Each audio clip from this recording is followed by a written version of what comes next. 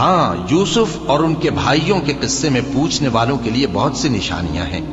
جب انہوں نے آپس میں تذکرہ کیا کہ یوسف اور اس کا بھائی ابا کو ہم سے زیادہ پیارے ہیں، حالانکہ ہم جماعت کی جماعت ہیں، کچھ شک نہیں کہ ابا کھلی غلطی پر ہیں۔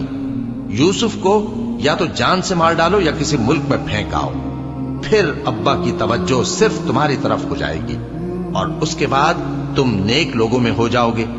ان میں سے ایک کہنے والے نے کہا کہ یوسف کو جان سے نہ مارو، کسی اندھے کنویں میں ڈال دو کہ کوئی راہگیر اسے نکال کر کسی دوسرے ملک میں لے جائے گا۔ اگر تم کو کرنا ہی ہے تو یوں کرو۔ یہ مشورہ کر کے وہ اپنے والد سے کہنے لگے کہ ابا جان، کیا سبب ہے کہ آپ یوسف کے بارے میں ہمارا اعتبار نہیں کرتے؟ حالانکہ ہم اس کے خیر خواہ ہیں، کل اسے ہمارے ساتھ بھیج دیجئے کہ خوب میوے کھائے اور کھیلے کودے، ہم اس کے نگہبان ہیں۔ انہوں نے کہا کہ یہ امر مجھے غمناک کیے دیتا ہے کہ تم اسے لے جاؤ، یعنی وہ مجھ سے جدا ہو جائے، اور مجھے یہ بھی خوف ہے کہ تم کھیل میں اس سے غافل ہو جاؤ اور اسے بھیڑیا کھا جائے۔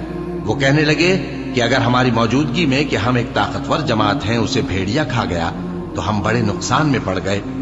غرض جب وہ اس کو لے گئے اور اس بات پر اتفاق کر لیا کہ اس کو اندھے کنویں میں ڈال دیں، اور ہم نے یوسف کی طرف وحی بھیجی کہ ایک وقت ایسا آئے گا کہ تم انہیں ان کے اس سلوک سے آگاہ کرو گے اور ان کو اس وحی کی کچھ خبر نہ ہوگی۔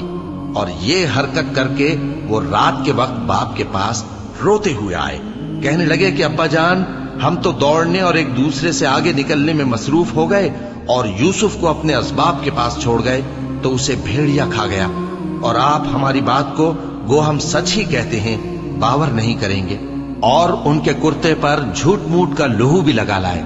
یعقوب نے کہا کہ یوں نہیں ہے، بلکہ تم اپنے دل سے یہ بات بنا لائے ہو۔ اچھا، صبر کہ وہی خوب ہے، اور جو تم بیان کرتے ہو اس کے بارے میں اللہ ہی سے مدد چاہیے۔ اور اب اللہ کی شان دیکھو کہ اس کنویں کے قریب ایک قافلہ آوارد ہوا اور انہوں نے پانی کے لیے اپنا سقا بھیجا، تو اس نے کنویں میں ڈول لٹکایا، یوسف اس سے لٹک گئے۔ وہ بولا، زہے قسمت، یہ تو ایک لڑکا ہے، اور اس کو قیمتی سرمایہ سمجھ کر چھپا لیا۔ اور جو کچھ وہ کرتے تھے اللہ کو خوب معلوم تھا، اور انہوں نے اس کو تھوڑی سی قیمت یعنی معدود چند درہموں پر بیچ ڈالا، اور وہ اس سے بیزار ہو رہے تھے۔